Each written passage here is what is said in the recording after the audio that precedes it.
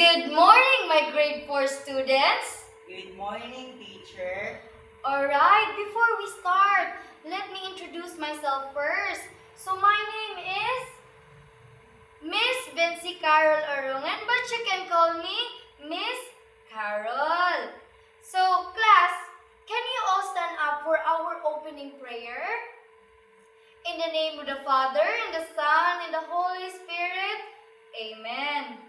So class, before you sit down, please look under your chairs, tables, if there are plastics and papers, and please throw it in a trash can.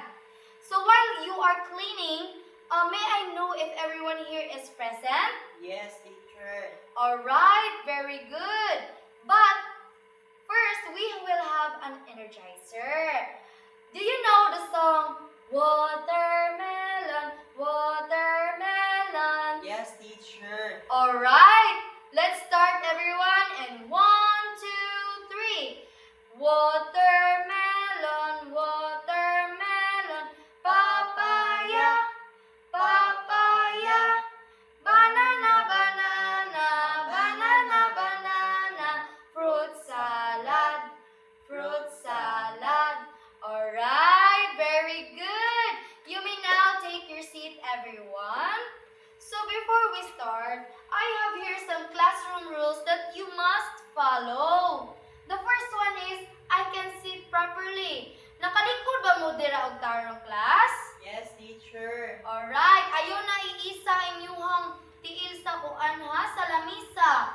Ikaduha, I can pay attention. Dapat maminaw ka sa Teacher. very good. Ikatulo, I can listen well. Pasabot maminaw jud sa Teacher. very good. The next is I know how to take turns. Dapat kibaw sa ka makipag-puli-puli sa imuhang mga classmates. Ikalima, I know how to put my trash in the trash can. Dapat jud no kung mag-recess ganita, ayaw ilabay dito sa gawas, ayaw ilabay dito sa room, kundi ilabay na to sa trash can. Ikaulong kay I know how to make friends. Dapat kita diring tanan sa room kay amigo o amiga. So, class, before we start, let's have a review first. So, on our yesterday's lesson, what was our last lesson? About drama, teacher. About drama, very good. But what did you learn from our lesson? Drama teacher needs emotions and feelings to express our feelings, teacher. Very good. So class, before we start, let's have an activity first. In this activity, I will show you some emoji pictures and then you will carefully look at them and identify the feeling or emotion that's shown. And after this, I will ask some questions to you all. So, in the first picture, what did you see? Crying, teacher. Very good. For the second emoji. Smiling, teacher. And the third one? Angry, teacher. Very good. And the fourth one? Shy, teacher. Very good. And the fifth one? Disgusting, teacher. Very good.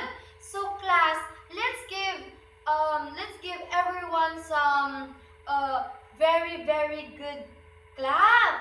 So everyone stand up. Just follow me, class. It's just like this. 1, 2, 3.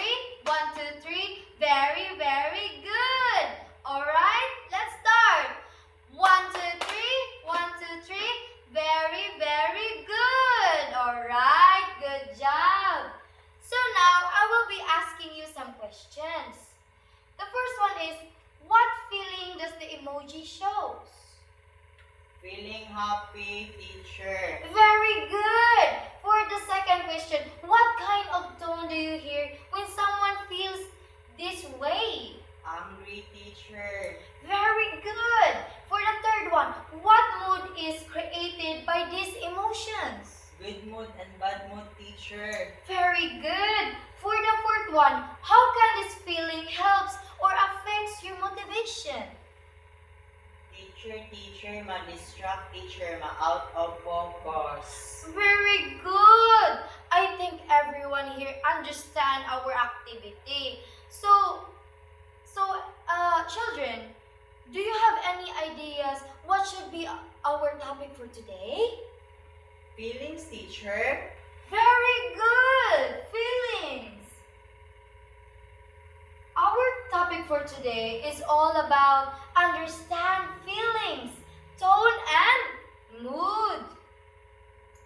So before we start, I have here some learning objectives that students will be able to identify the different feelings, tones, and moods shown in the pictures and emoji, and explain how positive feelings and attitudes can motivate people in school and daily life, and demonstrate positive feelings and motivation through group activities, sharing, or role-playing. So, let's start everyone. Feeling, tones, and mood are important because they can affect our motivation and action. Positive feelings such as happiness, confidence, and kindness help students become active, hopeful, and eager to learn. When we use encouraging words and show respect to others, we create a positive mood in the classroom. Having a positive attitude helps us work together, believe in ourselves, and do our best every day. So the first one, feelings. Feelings inspire curiosity and confidence. Di ba kita kay ma-curious man jud ta og kanang usa ka butang unsay nakita nato, di ba? Yes, teacher. Di ba kung kanaa, di ba kung wata kay baw ug unsay gamit ana niya, di ba kita mo build jud tag confidence kay para makaibaw ka na mangutana ta sa uban unsa day pulos, unsa day kanang mabuhat ana niya, teacher. Di ba naa jud tay makuha nga confidence og curiosity. Ikaduha kay tone. Tone is a positive, encouraging, respectful, and supportive, and energizing. So pasabot jud no nga, ikaw jud naa kay friend, ni-appeal siya pageant. Di ba ikaw as a friend dapat magpakita jud ka og support sa imong friend, di ba? Like for example, minana ka nga, go, kaya na nimo. Sa ako ang gipakita karon. Nagpakita ba ko og tono nga support ko sa akong friend? Yes, teacher. Very good. Then ikatulo, mood. Mood is an uplifting, focused, optimistic, but energized and determined.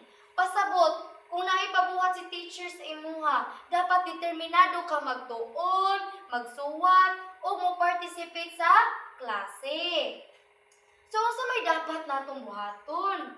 Ang dapat natong buhaton kay connect the lessons to real life. Kani akong gitudlo sa inyong karon. Ma-apply ba ninyo sa inyong pang-adlaw-adlaw nga mga buluhaton?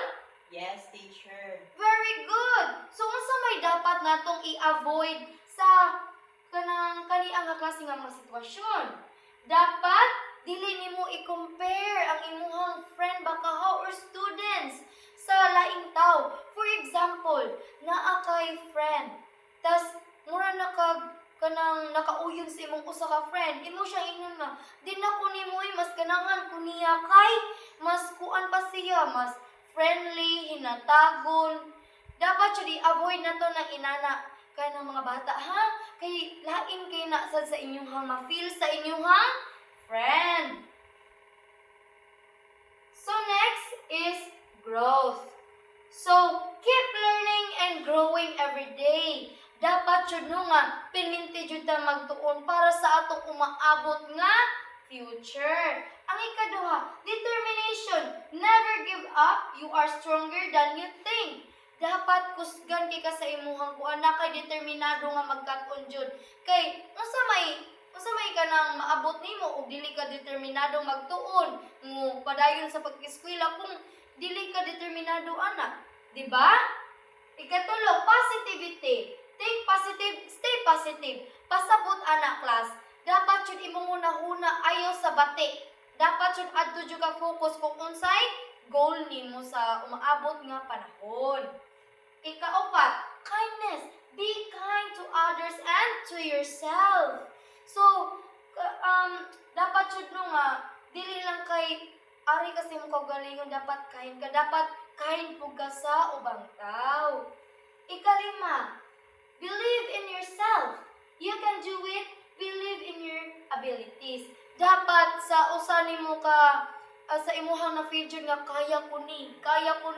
Da mulaban jud ko ani para kay mama o ka papa. Di na ko ni ibaliwala lang. Mao na siya nga believe in yourself. The next is together. We learn, we support, and we succeed together. Dapat jud no nga naa jud nang dapat magtuon jud ta. Dapat jud ato jung i-prosige jud pa maayo ato ang pagtuon. Kay para bitaw jud masaksid ta ninyong tanan nga walay mahabilin. Sakto ba ko, class? Yes, teacher. Very good. So para jud makahibaw kuno nga nakahibaw ba jud mong tanan sa ato ang topic or ako ang gi-discuss dire naatay buluhaton nga activity. So our activity for today is I will divide you into 2 groups. Each group will choose one picture or emotion from the pictures that are growth, determination, positivity, and kindness, believe in yourself, or together. The group will discuss the meaning of the picture or emotion and create a short role play that shows positive feelings and motivation. So class, are you ready? Yes, teacher. Alright, let's start here. 1, 2, 1, 2, 1, 2. Alright, you may go to your groups, everyone. Alright, I will give you 4 minutes to prepare and then we will proceed. Alright, everyone here did a great job on their role play. So, para jud makahibaw jud ko nga tagsa sa inyo ha jud nakasabot jud sa ako yung discussion na atay buluhaton nga assessment. So dili ra jud makulbaan no kay puro ra jud ni multiple choice. So tagaan ta mo og 5 minutes to answer this multiple choice and then we will proceed. Teacher. Alright. Asa na siya isuwa, teacher? You will write this in your paper. Okay, teacher. Thank you. Alright. So now, everyone here got someone here got a perfect score. Some of here are lowest, but that's fine. You can pwede na dyan kayo mumubawi sa sunod natong ato ang klase. So, mga bata, naka-remember pa ba mo nga naatay assignment kahapon? Yes, teacher. Oh, okay. Very good. Naka-answer ba tanan? Yes, teacher. Alright. Please submit it here, everyone. So, para ako siyang machikan. So, before mo mamauli, I have here some new assignment. You will put this in your paper, everyone, ha? So, your assignment will be, you have to write a short paragraph in just 3 sentences about your day. But in the 3 sentences, you will identify some feelings, tones, and mood. Do you understand, everyone? Yes, teacher. But everyone, don't forget to pass this tomorrow, ha? Because I will put it in your grade. Alright? But always remember, class, understanding feelings helps us relate to others, while tone and mood helps us understand stories better. So, that will be all today, class, and thank you for listening to me. Don't forget, my name is Miss Betsy Carol Orongan, and see you tomorrow, class, and goodbye. Oh, I almost forgot. Let's have our closing prayer. Alright, you may please stand up. In the name of the Father, and the Son, and the Holy Spirit. Amen. Alright, class. See you tomorrow and amping sa pag-uli. Bye-bye!